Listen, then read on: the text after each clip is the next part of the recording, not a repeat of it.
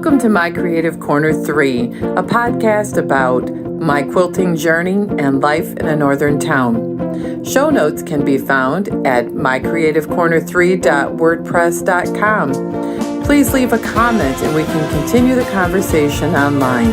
My name is Vicki.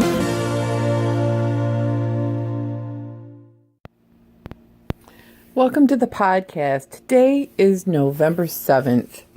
We survived Halloween around here with 6 inches of snow. It has warmed up and melted the accumulation off the ground because the ground isn't frozen yet. But we've had a couple more episodes of snow, and this week, being the first week of November, is the week of the deep freeze. It's been cold in the 30s all week, and it's supposed to only be a high of 20 on Friday. So I want to say I like it cold. I do. I like the cold weather. I've been getting to the gym more. I've been working out, been getting a lot done. I don't know, the heat just drains me. Cold, it can drain you after a while, but it's mostly that life slows down a little bit when it's cold. It takes a lot longer to warm up your car, to go places, to do things. But in the house, I have things pretty organized to where I can just go from one sewing session, quilting session, project, house cleaning to the next. I like the winter. I like, after the busyness of summer, we balance our 90-day of frenzy and activity of the summer months and sunshine to almost a hibernation in the winter of I'm busy, but I'm home. Yeah, gray days have started up. October can be bad, and so can November. We haven't had a ton of sunshine. I do miss having cool sunny days because we get that a lot. So I'm looking forward to a cool sunny day.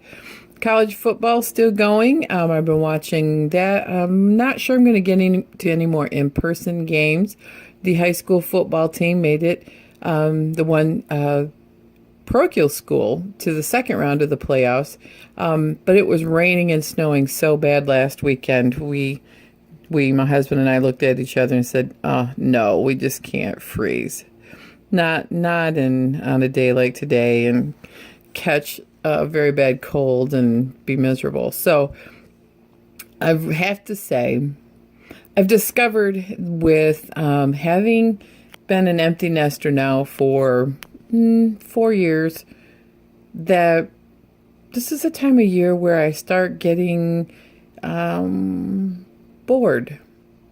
Empty nesters, people who are at the brink of the big M. Maybe that word would be menopause. I'm still not there yet. But, what I'm finding is I'm bored. Don't get me wrong. I feel great. I love what's going on. I have a very full and rich life, but I get bored. I've been doing the same job for 25 years. I've been quilting for all of my life, knitting, crocheting, tatting all my life.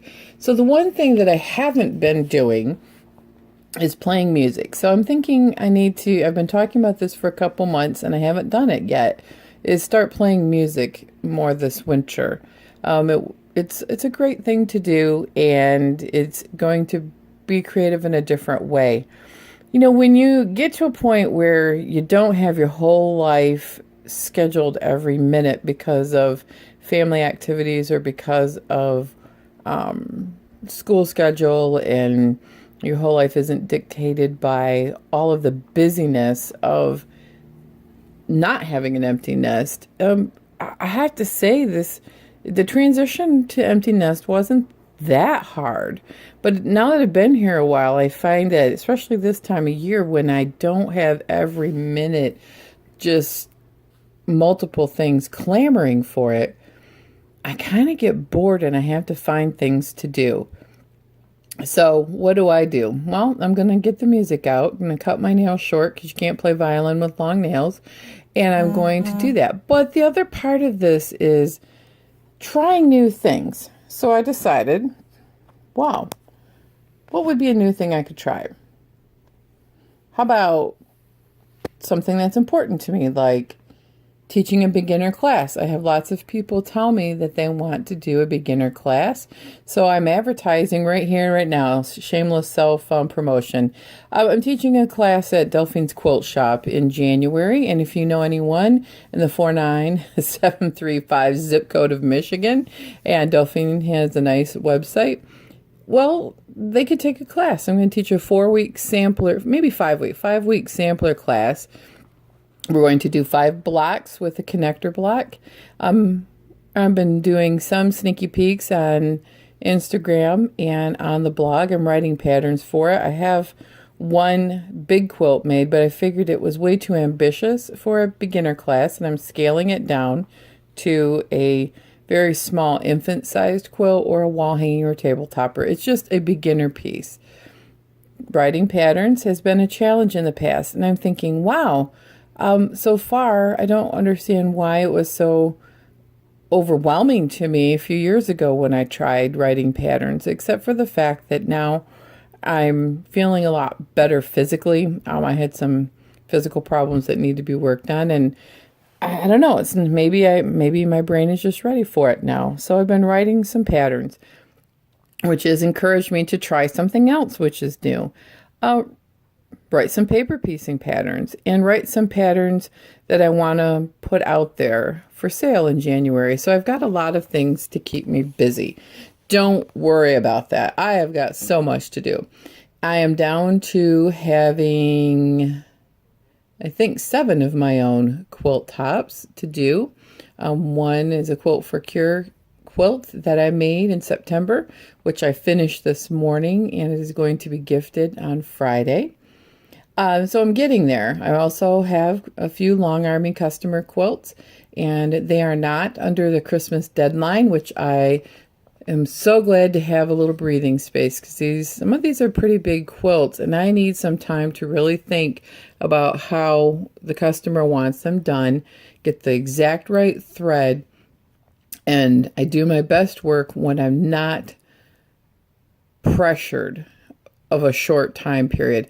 I don't need a 6-month deadline, but I need a deadline, but not a 2-week one. I just don't do well with that. And I have, a full-time job too. So I got to think about that. So what else have I been doing? Well, I decided to challenge myself. I started writing a weekly series on things that are important to me about quilting. In the first week, I wrote 5 things to do to get your quilt done, or to get your quilt finished, exactly is how it's put it on the blog, how I put it on the blog. Boy, isn't it funny how you can get talking, and then when you start thinking and listening to what you say, you're like, man, I don't know how anyone can understand a word I'm saying. But what prompted me about the 5 things to do to finish your quilts article is that I was a big proponent many years ago going around the internet. I believe Victoria Finlay Wolf, she wrote a book called 15 Minutes of Play. Now, the book was about improvisationally piecing quilts. And I love VFW, as her fans call her. I do enjoy her work, and I absolutely love this idea of spending 15 minutes a day. And I'll be honest, it's something that I've, ascribed to for a long time, well before the book was written a couple years ago, is that if it's what we do every day that adds up to accomplishment. And another book that I read that made a big impact on me, and this is one of the big tenets of the book, was The Happiness Project by Gretchen Rubin. And really, these are kind of like little nuggets of wisdom that our great-grandmothers have passed on to me. And I actually remember my grandmothers and great-grandmothers, yes, I did know mine, told me. It's like, just do a little bit every day. And especially, as I was a child who was really full of energy and a little hyperactive, I would just want to bully through everything in just a big whirlwind of energy and not necessarily pace myself or really want to focus on what I'm doing. Obviously, that's a sign of being young and a child, but as I've gotten older, I'm finding, I can't just sit and do an 8-hour day of sewing. So what I decided to do is write up these 5 tips. Well, the first thing of it is I can't really get a lot done in 15 minutes, but you could, but really 20 minutes or 30 minutes. 20 is my goal, and sometimes I run over the 20 minutes, and sometimes it doesn't take me 20 minutes to do my goal for the day. But what I wind up doing is having multiple types of 20-minute goals throughout the day. I have a 20 to 30-minute long arming goal every day. And if it's a queen, I will have to budget it to about 45 because it will just take me that long to do one pass, one row a day. 20 minutes. Same with sewing. Set up the project that I'm working on or set up the block, have all the fabrics pulled, the pattern ready. Maybe one day I'll do is cut the block out because, see, I do a one block at a time method, one row at a time. I feel way more accomplished when I do it that way. And again, going back to my music thing, it is no different than when I was practicing learning how to play violin and string bass when I was a kid. Yeah, I took violin lessons, but I played string bass in orchestras. And to practice, especially the big instrument, the big upright double bass, I physically could not play that for 4 hours at a time. Boy, these lessons I learned as a youngster really have applied to me being older. And so, I say 20 minutes is a good goal. If you do it every day, you would be shocked at how much you'd get done. Be thinking about what you want to quilt and how you want your top to look like finished. That was my next thing, because sometimes we get done and we have no idea how we want to finish the quilt. And if I'm thinking about that as I go along, then I have a plan. And one thing that I did write in the article, and I wrote it in big bold letters to myself, is don't make it more complicated than it needs to be. Or the old acronym KISS, keep it simple, stupid. I want to overcomplicate everything. Unless I'm making a quilt specifically for a reason or design look or maybe a show, I don't have to make it complicated. I don't know. Maybe that comes from the classical music training background. Everything has to be exceptionally complicated or technically perfect to be worthwhile, and that's ridiculous. Absolutely ridiculous. The other part is having a timeline. Now, I alluded to this at the beginning of the podcast. Having a timeline goal to finish it keeps me honest, keeps me, I can't think of the word that I'm looking for. See the big M.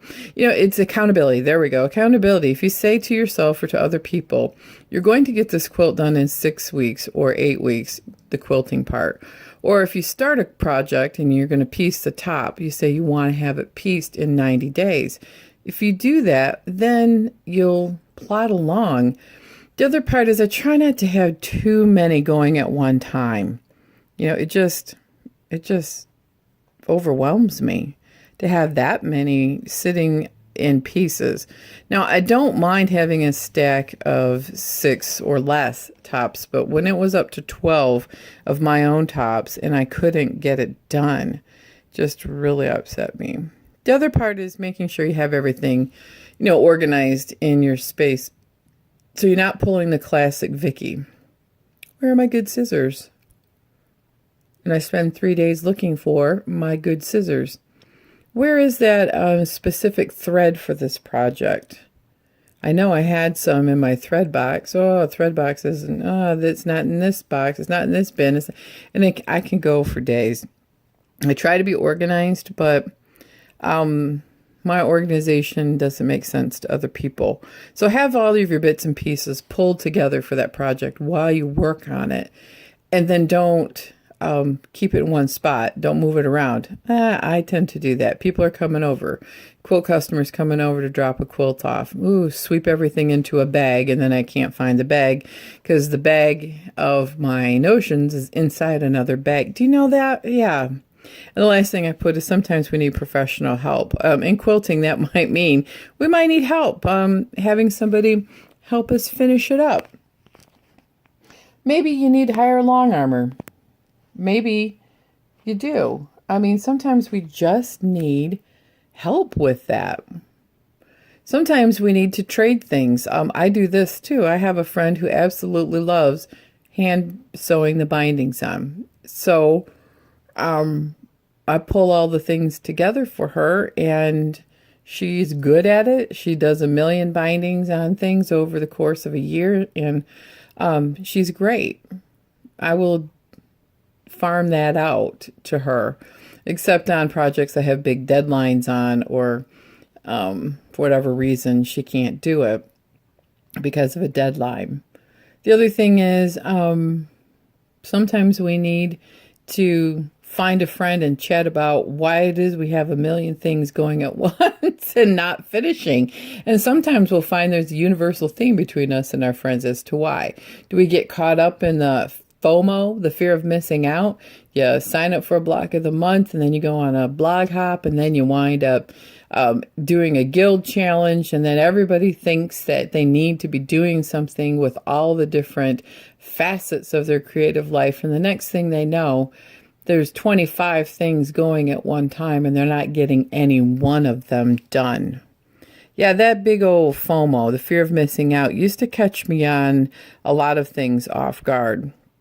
But it doesn't quite so much anymore because I have a more focused plan of what I want to do. And then I have, like a running list of things that I want to make. And I have that written down. And I just try to just work on a couple things at a time, finish those up, and then move on. Now, the other thing is sometimes you need something else creative to do so you don't get creatively bored or just bored in life. I mean, I haven't knitted anything in a long time. And then I picked up knitting again a couple years ago. It's a great thing in the evening for when I'm tired. I'm trying to design my own custom-sized fingerless gloves. I have never gone without a pattern before for knitting. Giving it a shot.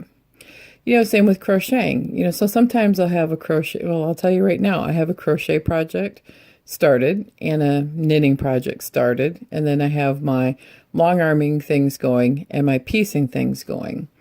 I have that all going at once, and you go, Vicky, how can you still be bored? Well, I don't know. I've done a lot of these kinds of things before, but what's helping me to feel challenged is trying the new aspect of things, the writing of patterns, the designing my own gloves. And what's going to be a big challenge is when I get my violin out. I did this a couple times over the last few months, is that I can still play scales and I can still play simple songs. And what stops me on violin is that my hands are not as flexible as they used to be due to arthritis.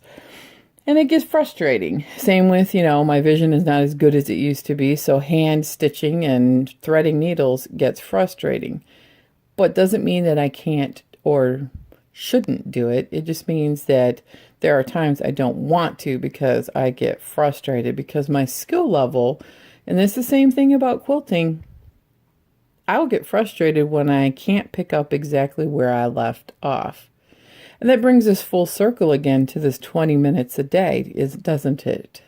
When you look at it, what is so important about 20 minutes a day outside of the whole, well, if you work on something 20 minutes a day, it gets done, versus picking it up once a month or every 6 months and working on it at a retreat for 8 hours and a stretch. I can tell you exactly why. It goes back to the basic principle of learning a skill. The more you practice, the better you get, the more efficient you get. If you practice free motion quilting, I do my long arming, all free motion. If I do it every day for 20 minutes, my skills don't ever feel like they get rusty. What will get rusty is if I haven't made a feather in 6 months, I might want to put a small piece on of my own and practice a feather before I put a big important customer quilt on. But the basic tenets of free motion quilting, I don't ever feel like I get rusty on it. But if I were to pull a quilt out twice a year and try to quilt it, it could be very frustrating because I can't remember how I do it. I can't remember how to thread the machine. What were the tips I learned, or what were those important things I learned while I was free motioning before that I may have forgotten, like quirks my machine has, how to even thread the thing. What thread I found always worked. How is the tension supposed to be set? What is the basic muscle memory I need to know to finish the project? And I'll be honest, it's the same thing about writing patterns. When you don't do it very often, you can't remember how your program works. How do I make this work? How do I copy pictures that I have of the pattern? How do I write it? Where does it go? I'm going to get rambling here, but it's the same principle. But if I work on it all the time, a few minutes at a time, my memory that seems to be a little mushy in this big pre-M phase, if you guys know what I'm saying, I don't forget, and it actually feels like I'm remembering and learning, and I can be taught, as the quote from the genie from one of my favorite Walt Disney films, Aladdin. It's just we do the 20 minutes a day on the things we love because then we don't forget. And actually, our skills get better and better and better. And you move from being a beginner to an intermediate. And occasionally, we find that we actually can become expert for flashes of time. Now, if you're like me, I don't consider myself an expert in anything for any period of time. But there'll be moments where I feel like, whoa, I might be an expert for a day. And then float back down to intermediate. So that's the biggest reason. If quilting or knitting or whatever creative endeavor is what you love to do, when you spend a little bit of time on it every day, your skills don't get rusty. The problem solving of how to free motion a row and not break your thread 100 times, those problem solving skills stay sharp. You remember the basics that you don't have to think about anymore when you're first learning that task. And you can float to the next level of being able to intuitively do those things without thinking about it so hard. Like, how do I make that swirl? I don't have to think about that anymore. My brain and body knows how to make a swirl. My next problem is, while I'm quilting, I can improvise. Bigger swirl, smaller swirl. How do I want this swirl, not squirrel, swirl to fill this particular block? And how do I want to improvise or adapt this without breaking the thread and flowing into another design maybe? See, you have to practice every day to get beyond just the beginning level of learning the task and be able to go to the next level of being able to let your brain creatively flow is a word I've heard a lot, and be able to think beyond the task. So that's why 20 minutes a day are important, and how you can incorporate all of the aspects of continual practice to your quilting and creative life. I think this winter, another thing I want to do is get my Zentangle things out a little bit and practice some other things, form elements that I could use for free motion quilting. But first I want to get my knitting and this crochet project done, which won't take me too long. I want to thank everybody for listening, and if you have any ideas on how to